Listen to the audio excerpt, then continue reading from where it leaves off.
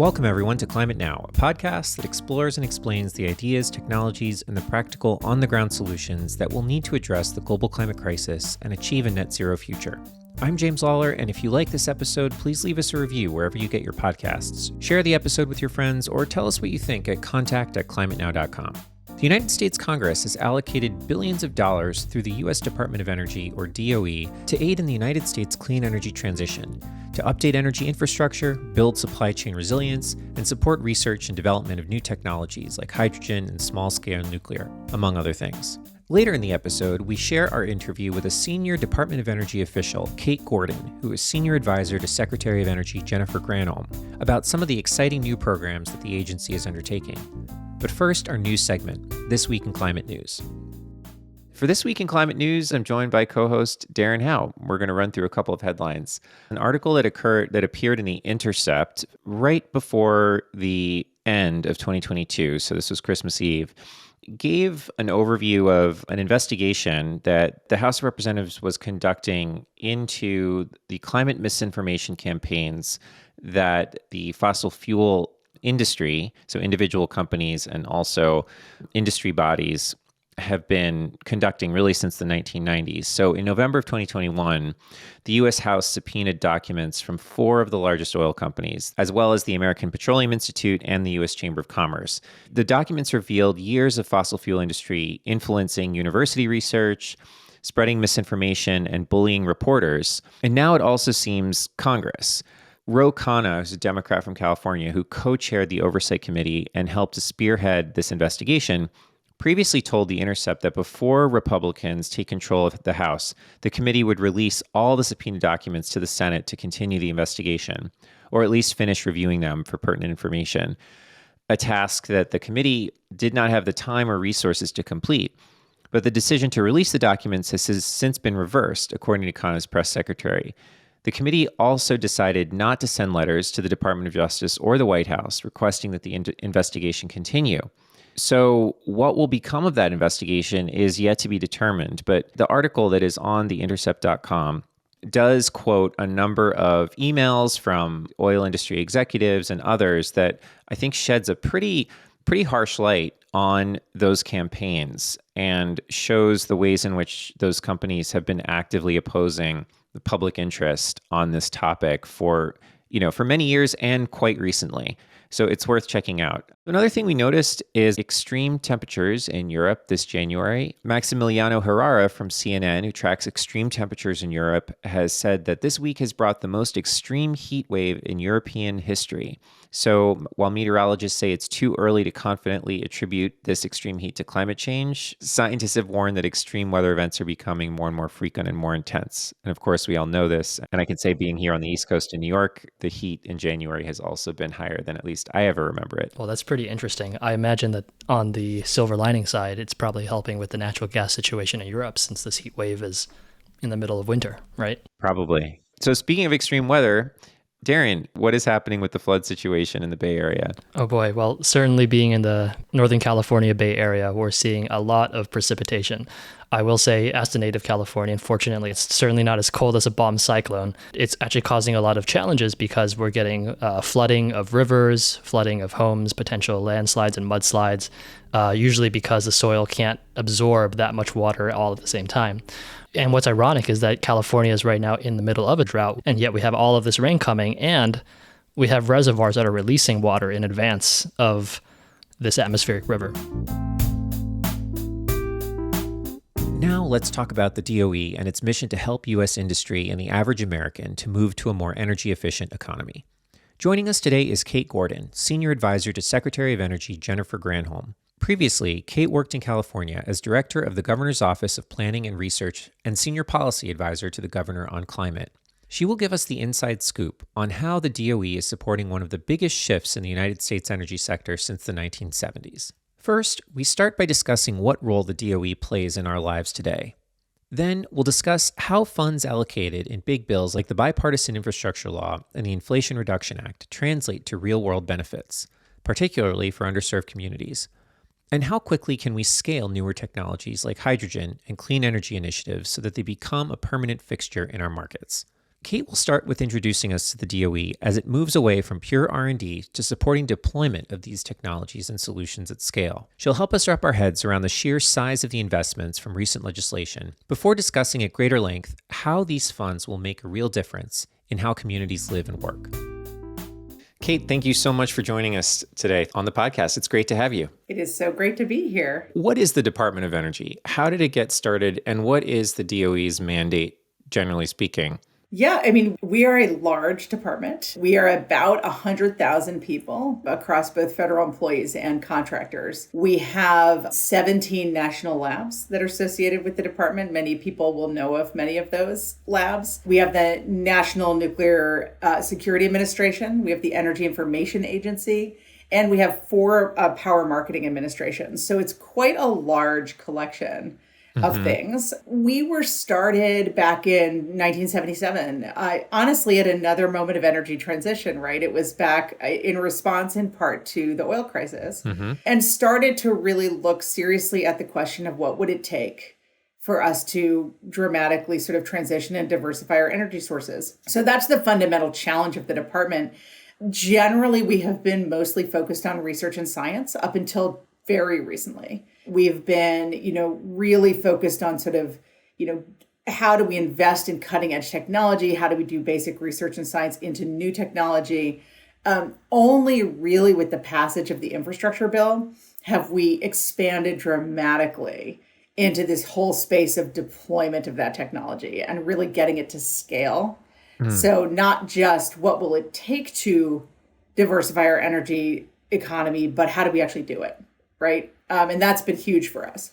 As this transition is unfolding, we're sort of, I think, all evolving beyond the initial everything will be the same. We'll just turn on the light switch and the stuff behind the light will be different. Now we're in a moment where we're realizing that this will take some profound change to the systems that we operate under. We've built an entire industrial economy around a set of energy sources, and we're now thinking about diversifying way beyond that. And that's a big set of changes. We really are sort of all the pieces of the puzzle, frankly, everything from basic science all the way through to who's making it, who's using it, who's getting it to scale, all the way to how do you drive down the cost. There's a lot to unpack there. I think maybe one way we could begin is to talk about some of the major pieces of legislation that are helping accelerate our shift away from a carbon-based economy. How is the agency deploying those funds? I think there really have been 4 major pieces of legislation that have kind of driven this energy moment we're in. And the first is really the American Rescue Plan, which is important because it drove a lot of money for economic development to communities to figure out what their energy path actually could look like. And so there's 4, and I'll say one very quickly, which is CHIPS. It's the Science Act. That's basically the really, really important act that gives more support to the building out the semiconductor industry, both the basic science and also the manufacturing. Why does that matter for this conversation? We use semiconductors for everything. They're in solar panels, they're in electric vehicles, they're in everything. So we don't currently have particularly robust domestic semiconductor industry. We just saw with COVID what it happens to our supply chain when we have a big economic shock. So we need to build that out. That bill is very focused on that. It's very important. But then the critical ones from a DOE perspective or an energy perspective really are the infrastructure bill, the bipartisan infrastructure law, which provides $62 billion to the department to do a variety of things. And I am harping on that number because our annual appropriations are around $45 billion. We're getting 50% more to do a set of really important projects that are essentially about, both the foundational investments like the transmission grid, right? And transmission reliability. You can't build an economy without that, right? You can't actually get to where we need to get with electrification and decarbonization without a functional grid. All the way through these very signature investments. The hydrogen hubs, for instance, are a huge piece of that. The battery supply chain grants, that's about $8 billion in grants to battery supply chain to make sure that we're not as dependent on other countries as we have been on building out batteries, which we need for everything. We need them for electric vehicles. We need them for, essentially for electrification of the entire system. So it's sort of that combination of the foundational investments, the big investments in projects, and then on top of that, significantly more into our weatherization assistance program and our energy efficiency conservation block grant program to make sure that there's energy access across the board also. So that one's big. The last big one is the Inflation Reduction Act. The secretary always says the infrastructure bill is the backbone, the CHIPS Act is the brain, and the Inflation Reduction Act is the lungs. It's what breathes life into all of this. It's the bill that allows us to get all of this to scale. Almost everything else is demonstration projects, basic science and research. This is like, here's how we get the private sector to really tee up the critical commercial liftoff for all of these different types of industries through tax credits primarily. So our role in that depends on the tax credit, but we have a pretty significant role in a couple of them. And the two big ones are the Clean Energy Manufacturing Tax Credit, which geeks will know as 48C, because that's what everyone calls it. That comes out of the Obama era, and this is significantly more for that. And then we also have a new loan authority under our loan program office for up to $250 billion in loan authority for energy infrastructure repurposing and reuse and decarbonization, which is a very big deal. So those two things are huge and kind of centrally at DOE. Can we just spend a little bit of time on each of those three sort of elements within the infrastructure law? Sure. So you mentioned these foundational investments in sort of, for example, grid transmission infrastructure. What exactly does that look like? I mean, who can apply for these investments, or how is that money actually deployed toward developing transmission infrastructure? First, I want to take a step back and just say that one thing we did with the passage of the infrastructure bill was to actually restructure the whole department because it was clear with that passage of that bill and its significance that we were going to go fully into the business of deployment. And so we created a whole new office within DOE called the Office of Infrastructure and Deployment, which is an undersecretary run office. So it's basically sits right below the level of the secretary. And that office, has in it the grid deployment office and the Office of Clean Energy Demonstration and the manufacturing supply chain office, and also a new office called State and Community Energy Programs. Our loan program office has also moved over there, which is important. That office exists to get the stuff built, right? And to do it in a way that works for communities. And I'm focusing on that because that's where all of this action is happening on the infrastructure bill. So with the grid deployment office, for instance, that's about $20 billion into that office through the Building Better Grid initiative, which is all different pieces of the infrastructure bill. A big chunk of it is for grid resilience specifically. So it's really funding to support high transmission line grid deployment, grid resilience projects with existing grids, and there's also a piece of it that goes to microgrids. I see. And other kind of innovative grid technology systems. So you mentioned this energy conservation block. Can you give us sort of the highlights of the weatherization efforts under this infrastructure law? Yeah, these are actually existing programs. So the Weatherization Assistance Program has been around for a long time. It's a program that provides support for low-income households to help weatherizing their homes, which is one of the least exciting but most important parts of the whole energy system, is just literally using less of it. So this allows folks to have people come out to their homes and do that work, do the closing up the gaps, doing insulation in the attic, whatever that looks like. And that just got significantly more funding under the infrastructure law. So we're able to do a lot more with it, which is great. One of the things we're doing a little differently this year with that program is we're doing a piece of it that's much more place-based, not just kind of individual households or individual buildings, but really this kind of question of a more holistic approach to, communities, to blocks, to communities, to identify integrated and symbiotic kind of approaches they can take to energy. So that's kind of cool. And there's a lot of opportunity to marry that with other programs like the microgrid thing I just talked about and other programs at DOE. I'd like to dive into the programs you mentioned under the Inflation Reduction Act. There was the Clean Manufacturing Tax Credit, also known as 48C. How does that work? That is tax credits for people who are basically taking a manufacturing facility, retooling, repurposing, building it out. That was introduced back in the American Rescue and Recovery Act back in the day. And it's important. It was vastly oversubscribed in the Obama era because this country has a lot of manufacturing facilities that have been made obsolete for a variety of reasons. Globalization, technology change. In the last 50 years. And one thing that 48C, the manufacturing tax credit, allows is for this to be repurposed. And just as an example of what that looks like, when our secretary, Jennifer Granholm, was the governor of Michigan, she was dealing with, of course, the financial crisis and the auto industry bailout, right? And one thing that she had to deal with was existing auto supply chain manufacturing firms that had been closed down or needed to be expanded or just needed to get back on their feet. Mm-hmm. These grants back then were essential in helping some of those convert to electric vehicle battery manufacturers. Fascinating. For instance, or electric drivetrain for the most part is what they were back then. So we're excited about that. There's a lot of opportunity. How much money is now flowing through? It's $10 billion. Interestingly, $4 billion of it is set aside for projects in energy communities, and which are defined as communities that have a closed coal plant or mine that was closed before a certain date. So fascinating. That's interesting, right? Because it's like very direct connection between the old energy economy and the transformation. Interesting. You also mentioned, so there's a new loan authority for up to $250 billion for energy infrastructure. So tell us more about that. How is that accessible, and to what ends? That is through our loan programs office, which is an office within the department, and it's now part of our Office of Infrastructure and Deployment. And that office has loan authority now. That office actually does runs our tribal loan energy program. It runs our advanced vehicle manufacturing loan program. There's a number of things that are run through that office now. Mm-hmm. This is a new authority for them.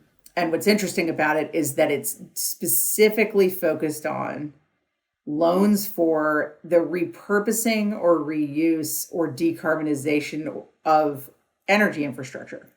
So that can be those, closed coal plants, coal mines that are no longer being mined. It could be pipelines that are no longer being used. It could be oil platforms that are currently floating offshore oil platforms, but could become offshore wind platforms, right? It could be, refineries that could be used for sustainable aviation fuel refining.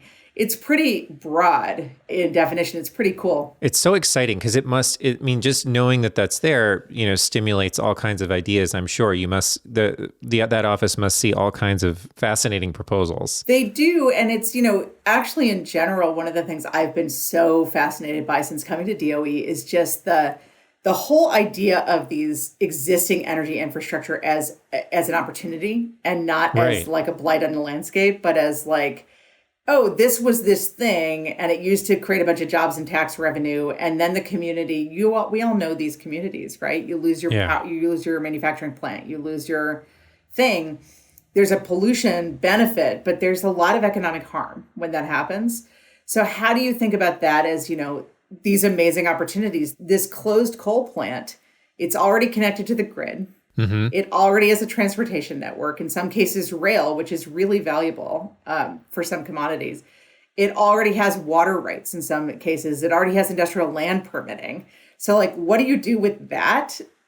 Super, super exciting. So that office is we're just gearing up that program. Treasury hasn't put out the guidelines yet, but we've been doing listening sessions for the last couple of months with industry, and it's been totally fascinating to hear what people are thinking. That's so cool. So these are loans. They're loan guarantees in some cases. So that's a big role that the federal government plays, is that we essentially, for projects that are considered higher risk for one reason or another, we're able to come in and essentially guarantee the loan. So if there's a default, we'll pay it back. And there's a certain, what Congress has actually appropriated is the amount of money that sits in reserve in case we need to pay it back. And one thing I think is really cool about it, just because I spend a lot of my life on kind of energy community transformation, is that it allows you to, it actually allows for remediation also. So if you come in with a closed plant, for instance, that you want to repurpose to, let's say you want to use the interconnection to the grid and do some other kind of energy generation, like solar plus storage or something. You also probably have remediation you need to do on that site because it was a coal plant for a long time. This allows you to do a kind of a package where you can do the remediation piece. You can actually do some amount of debt refinancing if there's outstanding debt from the closed plant, coal plant, which there often is, and then also look at the new generation. Interesting. So overall, what would you say is the sort of number one or maybe the top collection of priorities for the DOE, given everything that's going on? I would say the secretary would say, really, she is committed to making the clean energy transformation irreversible. That's our job right now in this amazing moment that we're in with these resources. And that means changing the economics of that transition. It means simultaneously investing in bringing down the cost of energy so that there's energy access, because that's a real goal of ours, of course. So bringing down the cost requires getting to scale on the technology. That's how you bring down the cost. So both getting to scale and also weatherization and other ways to just get people to be able to use less. But we're doing both pieces of that. We're doing this sort of earth shots piece on where are the pieces of this that we know have to scale, because single report we've seen shows that. That's frankly, it's hydrogen, it's carbon removal, it's it's large scale, utility scale and distributed wind and solar. It's offshore wind, right? There's a bunch of pieces that we know we have to get to scale. So how are we investing in those through these earth shots? And then how are we at the same time looking kind of behind that to say that getting the technology right isn't enough. We also have to help change the economics on the ground. We've got to make sure we've got the supply chains. We've got to make sure that we are connecting these into existing infrastructure where we can, because it brings the cost down. And we got to make sure we're doing so by creating real benefits to communities, real jobs that are high quality, access to those jobs, mitigating harms to communities, not repeating the way we built this economy out in the past. This is still an industrial economy. It's still powering the nation, but we've got to do it better and more equitably and more sustainably. And that's really our central goal. Yeah. And you mentioned this earlier, and I just wanted to sort of get your thoughts on this, that the energy transition in many ways has to be demand driven. So that it has to come from communities. It has to come from people who own existing infrastructure, people who own buildings, wanting to decarbonize, for example. And doing that is often expensive. The IRA goes a fairly long way to making it more attractive, but there's still gaps in a lot of places, and there's a lot of sort of confusion, shall we say, as to what will move the needle and what to do. What are sort of the core principles to making this possible from a market standpoint? I think one of the core principles is diversification. And I guess I say that in two senses. One is this is a diversified set of technologies. There's not one answer. I think that can be a little hard to get your head around at first, because we're going from a system with very few inputs, actually. Honestly, It's basically petroleum, coal. There's not that many, gas. Yeah. To a system with a huge number of technologies and inputs and opportunities. And it's a little hard to get your head around at first, but it's exciting. So diversifying our energy sources is a part of it. But the other side is diversification of the economy. The other thing we're trying to get to is a system where we don't have entire communities that are dependent for jobs and revenue on just one thing. So what's great about this is it's a diversified system. And I think that's a core principle. Yeah. That means there isn't one answer to the question of what we need to invest in. Yeah.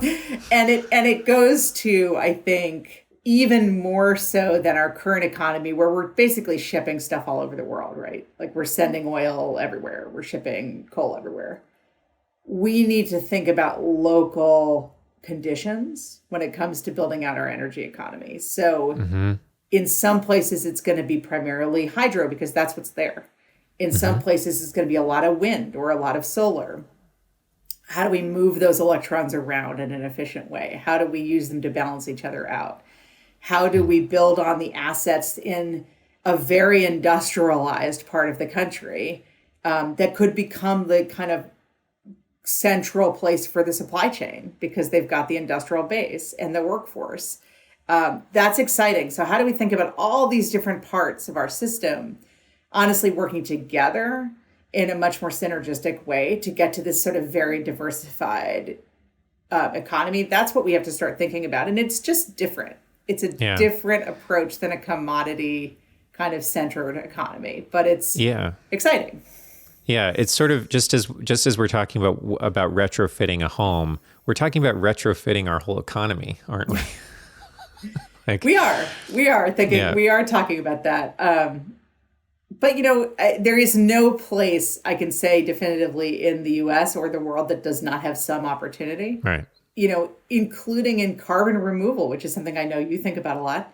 Land-based carbon removal requires land. So there are places that may not be in the right location. They're not close to a population center. So they're not like the best energy generation place. They're not on the transmission grid, whatever, but they've got like an enormous amount of land and the opportunity for reforestation. Let's think about that as part of the energy system. That is also an important input and economic driver. Right. It just takes a sort of a different approach, a different way of thinking. So, Kate, I'd love to ask you about the work that DOE does with communities to advance clean energy through its technical assistance grants. And this is kind of actually the context in which you and I met, actually.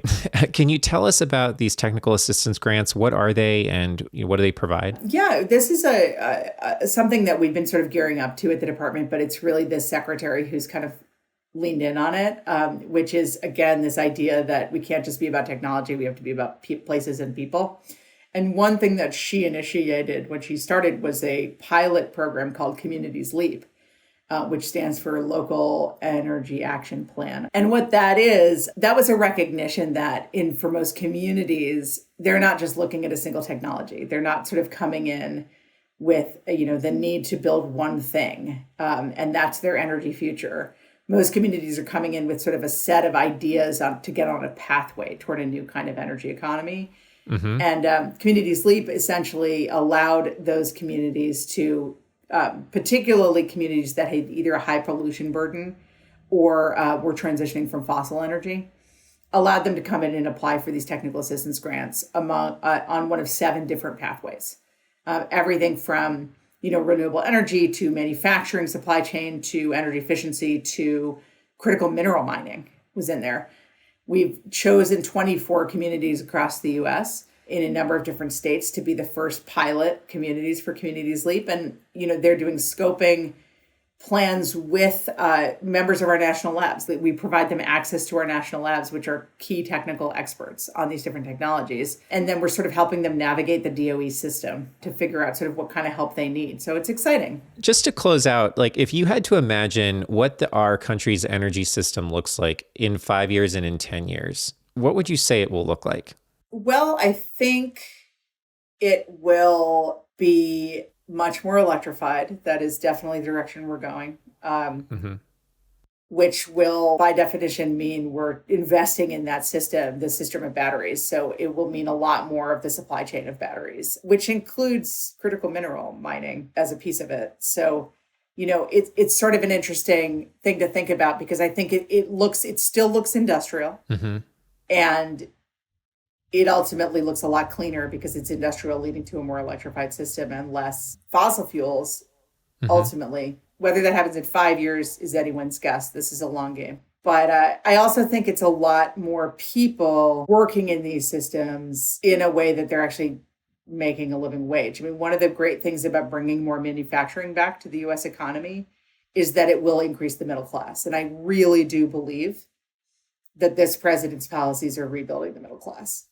It's not just because I work for him that I'm saying this. It's why I went to work for him that I'm saying it. It's very exciting to think about what that will look like because we've hollowed that out in this country, and it's had profound impacts on inequality and on people's quality of life. And I think if we can get to a place where people are together, working together in a way that they're these broadly shared prosperity toward these goals, there's going to be so much excitement about what the clean energy future looks like. But it really will require it being, available to everybody to benefit from it. That was Kate Gordon from the U.S. Department of Energy telling us about how the DOE has shifted to meet the energy transition moment, where it's scaling up public and private funding, and what its priorities are today. I should note that we conducted our interview with Kate before the Department of Energy announced in December that scientists at the Lawrence Livermore National Laboratory made a major breakthrough in fusion energy. If you're interested in learning more about that breakthrough, please listen to our episode with the principal designer of that fusion experiment, wherever you get your podcasts. That's it for this episode of the Climate Now podcast. For more episodes, videos, to bring a net zero city event to your city, or to sign up for our newsletter, visit climatenow.com. We hope you'll join us for our next conversation.